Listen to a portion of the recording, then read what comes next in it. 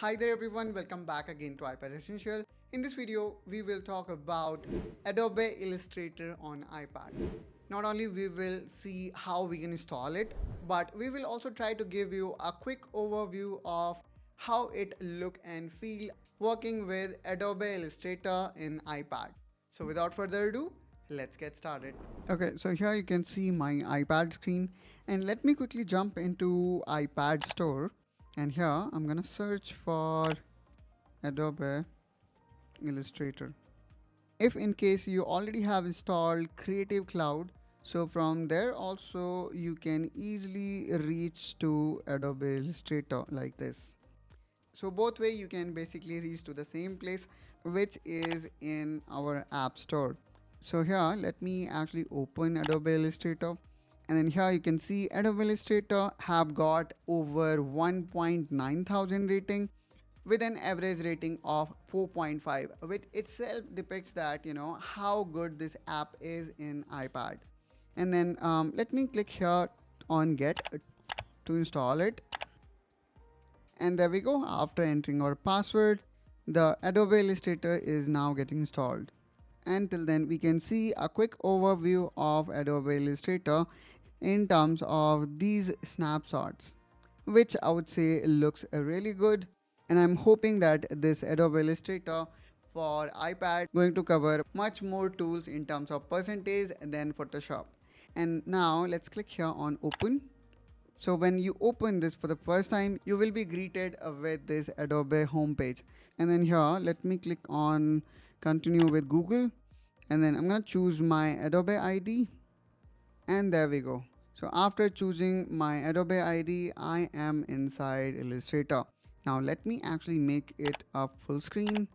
And then here we can see a help or a quick tutorial to get started. Now let's say you are new here, then you can also click on learn, and I would suggest you to follow some of tutorial so that you can also quickly get started, and you can also follow these official tutorial. Now let me actually close it, and then here we can see on lower left corner the create new option is there.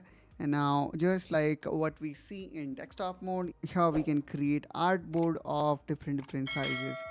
So based on your use case, you can choose any size. Let's say you would like to go with screen size, and here let me choose this 1920 by 1080, which is kind of full screen. So after clicking on this web, you can see the unit is selected as a pixel, although we do have so many other units. And then width and height is also defined. Then here you can define how many number of artboards you need. Let's say I need 3 artboard, I can mention it. And then you can also define the color mode type. Now you can also click on save this size. It's up to you. I would say it is more beneficial in case you would like to go with some custom size. And now you can click on create. And there we go. So here we can see since we were asking for 3 artboard, so we have received, or we have got 3 artboard. So I'm gonna basically start with our first artboard, which is this one. And then here you will find even a pen tool. This tool was not even available in case of Photoshop, but here it is available. And then you have got a different type of tools available to play with and to create a perfect graphics.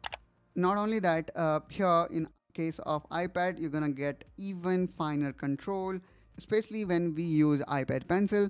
And then here also in Adobe Illustrator, I have selected pencil. Now I can basically form any shape very easily.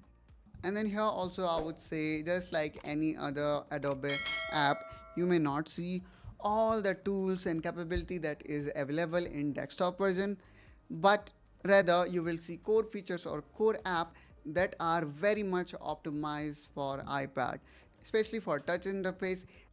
So a very good pencil support. So here on the left hand side you can see we are covering almost all the basic and essential tool.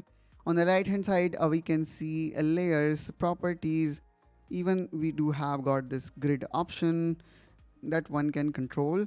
We also have got option to add ruler, guides, and so on. So all in all, I would say in terms of features and tools, Adobe Illustrator for iPad comes with all necessary tools and features that will able to fulfill requirement of 80 to 90% of users. So if you own an iPad and also associated with creative work, then I will definitely recommend you to give Adobe Illustrator for iPad a try. And that's also wrap up this video. I hope guys you find this video helpful and informational. If so, then please do like and subscribe to iPad Essential to see more such tutorials related to iPad productivity. And if you also have got any doubt in your mind regarding this Adobe Illustrator for iPad, then please do let us know in comment down below, and I will try to answer your question as soon as possible. Till then, you take care and bye bye.